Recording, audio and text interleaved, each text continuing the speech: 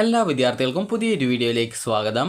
ഈ വർഷത്തെ +2 higher secondary saver improvement പരീക്ഷാഫലം പ്രസിദ്ധീകരിച്ചു. വിദ്യാർത്ഥികൾക്ക് results.hsc.kerala.gov.in/results/ എന്നുള്ള പേജിലൂടെ നിങ്ങൾക്ക് നിങ്ങളുടെ റിസൾട്ട് പരിശോധിക്കാവുന്നതാണ്. HSC VHSCയുടെ സേവർ ഇംപ്രൂവ്മെൻറ്റ് പരീക്ഷാഫലങ്ങൾ നിലവിൽ വെബ്സൈറ്റിൽ പ്രസിദ്ധീകരിച്ചിട്ടുണ്ട്. നിലവിൽ വിദ്യാർത്ഥികളുടെ ഇപ്പോൾ VHSC സേവർ ഇംപ്രൂവ്മെൻറ്റ് എക്സാമിനേഷൻസിൻ്റെ റിസൾട്ട് ഉടൻ അതായത് 1 മിനിറ്റ് എന്ന് പറഞ്ഞുകൊണ്ട് ഇവിടെ കാണിക്കുന്നുണ്ട്. അതായത് ഈ 11:02 വിദ്യാർത്ഥികളുടെ ആ ഒരു VHSCയുടെ റിസൾട്ട് വരാനുള്ള സാധ്യതയുള്ളത്. അപ്പോൾ നിങ്ങൾക്ക് results.hsc.kerala.gov.in എന്നുള്ള വെബ്സൈറ്റ് ഓപ്പൺ ചെയ്യുക. അതിനുശേഷം നിങ്ങൾക്ക് ഇവിടെ കാണാൻ പറ്റും. ഇവിടെ HSC സേവർ ഇംപ്രൂവ്മെൻറ്റ് എക്സാമിനേഷൻ 2025 റിസൾട്ട് നിലവിൽ ഇപ്പോൾ വെബ്സൈറ്റിൽ പബ്ലിഷ്ഡ് ആയിട്ടുണ്ട്. അതുപോലെ തന്നെ ഈ ഒരു VHSC സേവർ ഇംപ്രൂവ്മെൻറ്റ് എക്സാമിനേഷൻ്റെ ആ ഒരു ലിങ്ക് ഉടൻ തന്നെ വെബ്സൈറ്റിൽ വരുന്നതായിരിക്കും. അപ്പോൾ നിങ്ങൾക്ക് നിലവിൽ ഇപ്പോൾ HSCയുടേതാണ് നിലവിൽ വെബ്സൈറ്റിൽ വന്നിട്ടുള്ളത്. അപ്പോൾ ഇവിടെ നിങ്ങൾക്ക് കാണാം HSC സേവർ ഇംപ്രൂവ്മെൻറ്റ് എക്സാമിനേഷൻ 2025 എന്ന് പറഞ്ഞുകൊണ്ട് കാണാൻ പറ്റും. അതുപോലെ VHSCയുടേത് വന്നു കഴിഞ്ഞാൽ നിങ്ങൾക്ക് VHSC സേവർ ഇംപ്രൂവ്മെൻറ്റ് എക്സാമിനേഷൻ 2025 എന്ന് പറഞ്ഞുകൊണ്ട് കാണാം. അത് ഇനിയും 2 മിനിറ്റ് കാണിക്കുന്നുണ്ട്. അതായത് 2 മിനിറ്റ് കഴിഞ്ഞ ശേഷമായിരിക്കും അതിൻ്റെ റിസൾട്ട് വെബ്സൈറ്റിൽ വരിക.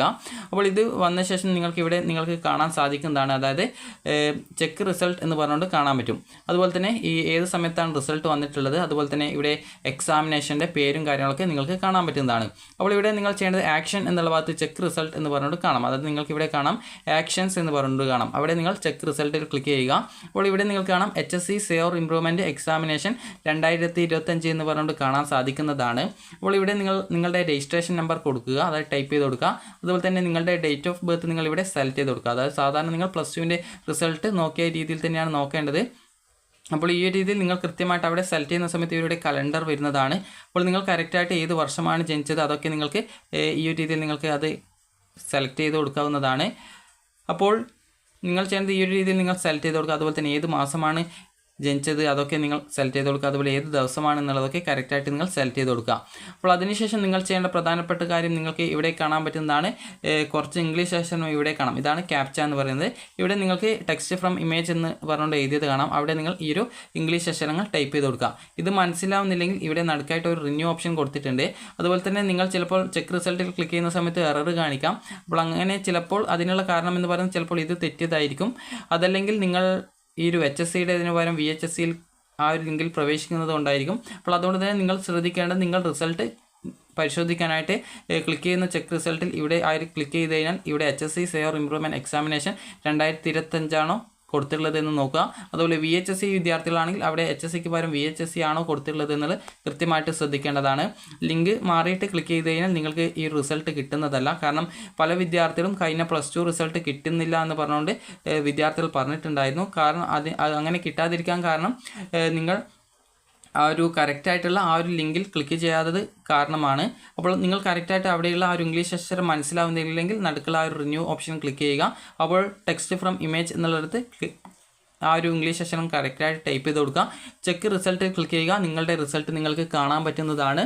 അപ്പോൾ ആ റിസൾട്ട് നോക്കിയിട്ട് നിങ്ങൾ ജയിച്ചിട്ടുണ്ടോ ഇല്ലയോ എന്നുള്ള കാര്യം കൃത്യമായിട്ട് നോക്കുക.